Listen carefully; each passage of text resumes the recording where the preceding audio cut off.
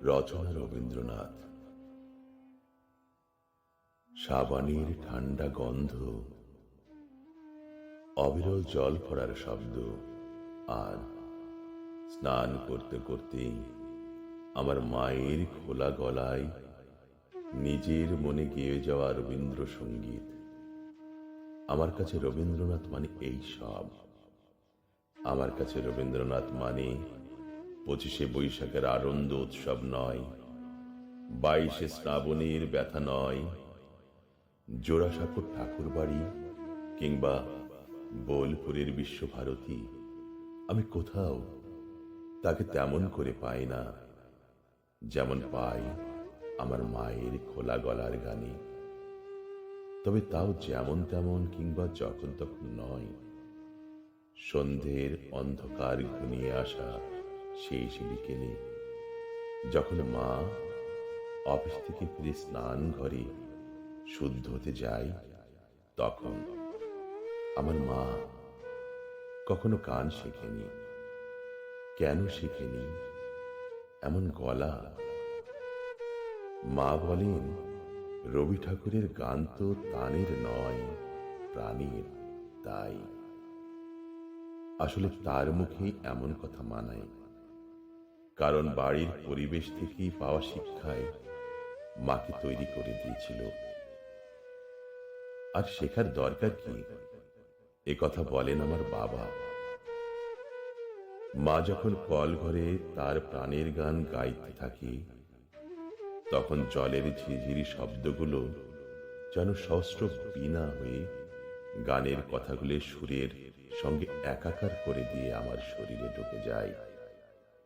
আমি বুঝতে পারি এখন আমার আর রক্ষা নাই। আমি এখন কিছুই করতে পারবো না, শুধুই শুনে যাওয়া ছাড়া। তাই মা স্নান ঘরে দরজা বন্ধ করলেই আমি বাইরে কান পাতি। আমি কিন্তু সব শব্দের অর্থ বুঝি না। সেদিন মা গাইছিল, যা হারিয়ে যায় তা আগলে বসে রইব কত আর, আর পারিনে রাত জাগতে হে নাথ, ভাবতে অনিবার। অনিবার শব্দের অর্থ এসে আমি হোঁচট খেয়েছিলাম। আর মাও বোধহয় সব কথাগুলো জানা না থাকায় ঘুরে ফিরে ওই দুটো লাইনই গাইছিল। ফলে অর্থ না বুঝতে পারার যন্ত্রণায় আমি ছটফট করছিলাম। মাকে জিজ্ঞেস করতে মা বলল, এবার তোমার ক্লাস 6 হলো, সব কথার অর্থ জানতে চাইবে না, নিজে নিজে আবিষ্কার করো, করার চেষ্টা করো, ভাবো, আরো ভাবো। আমি ভাবতেই থাকি, ভাবতেই থাকি, কুল কিনারা পাই না। মা বলে, তুমি সত্যি ভাবছো? একটু না থেমে। আমি বলি, সত্যি ভাবছি, নন স্টপ।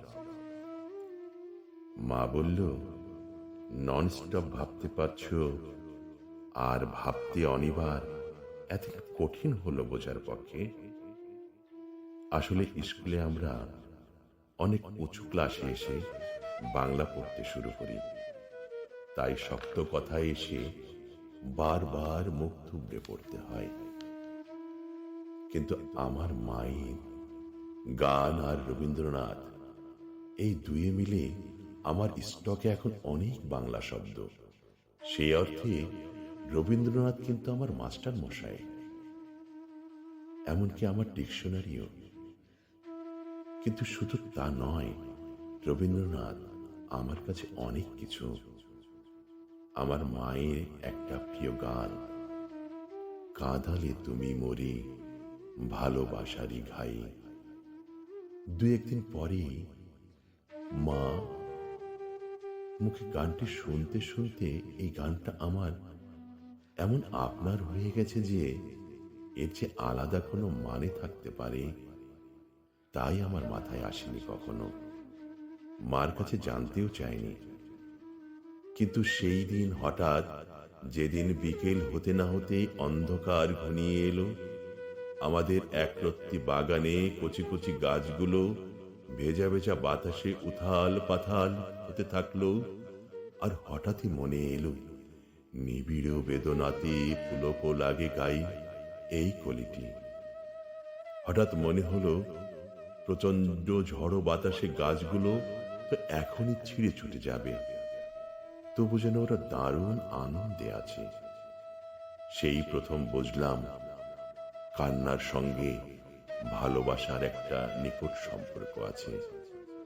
গভীর দুঃখের সঙ্গে আনন্দের, গাছেদের ভালো লাগা, চারপাশের প্রাকৃতিক উল্লাস আর আমার বুঝতে পারার ভালো লাগায় আমি কতক্ষণ বোধ হয়েছিলাম জানালার ধারে দাঁড়িয়ে জানি না। হঠাৎ চমক ফিরল যখন বুঝতে পারলাম আমার ভীষণ কষ্ট হচ্ছে। ভীষণ ভীষণ কি একটা ব্যথা আমার গলার কাছটা চেপে ধরেছে। এরই মধ্যে ঝমঝম বৃষ্টি শুরু হয়ে গেল। আমার কষ্ট, আমার ভালো সব কিছুকে ছাপিয়ে বৃষ্টির ধারা আমার সারা শরীর ঝাপটায় ভিজিয়ে দিল। জলের ছাঁট থেকে ঘরদোর বাঁচাতে মা কখন যে জানালা বন্ধ করতে শুরু করেছে টের পাইনি। টের পেতেই জানতে চাইলাম, অভিসার কি মা? মা বলল, অভিসার আবার কোথায় পেলে? কেন, তোমার গানে? আমার গানে অভিসার? ও, তোমারও অভিসারে যাব অগম পারে? হ্যাঁ, ওখান থেকে। অভিসার মানে? কিন্তু যাওয়া ততটা নয় যতটা যেতে চাওয়া। বলি, মা তার ঘর গেরস্থালি গোছাতে কোথাও যোধায় হলো? গমন মানে যদি যাওয়া হয়, তাহলে অগম মানে যেখানে যাওয়া যায় না।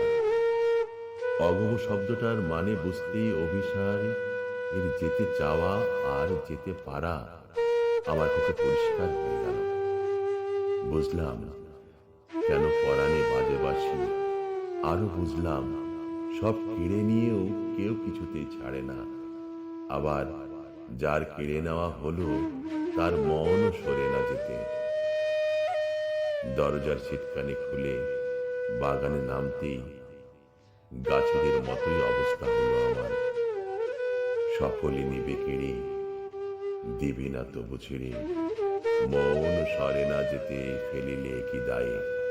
ভিজতে ভিজতেই বুঝতে পারলাম এ কথার আসল মানেটুকু।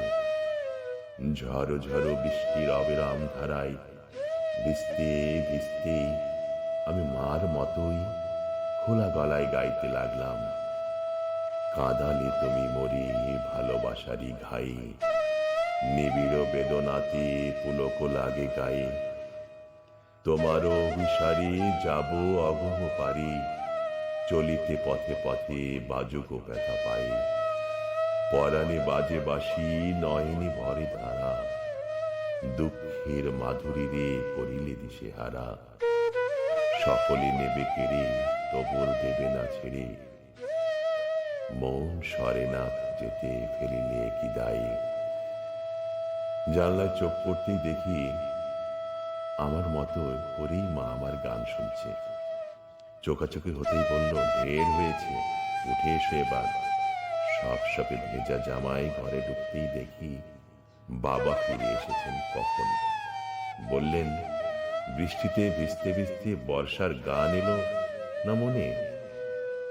বাবাকে কি করে বোঝায় অভিসার শব্দের মানেটুকু এখন আমি জানি। আজই জেনেছি ভালোবাসার আঘাতে কেমন করে কাঁদা যায়। এইসব নিয়ে আমার